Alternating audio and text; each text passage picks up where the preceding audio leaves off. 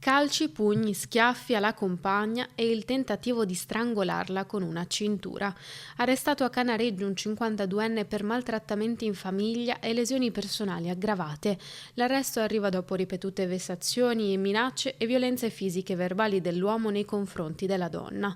Il 52enne avrebbe infatti assunto nei suoi confronti atteggiamenti aggressivi e minacciosi, picchiandola in più occasioni. L'episodio che ha portato l'uomo dietro le sbarre risale solo a pochi giorni fa, quando dopo una serata in centro storico i due avrebbero cominciato a litigare per futili motivi. Tornati a casa, il 52enne avrebbe colpito la donna con calci sul corpo, schiaffi al volto e spinte fino a farla cadere a terra, e una volta sul pavimento la donna è stata ancora percossa con calci che le impedivano di rimettersi in piedi.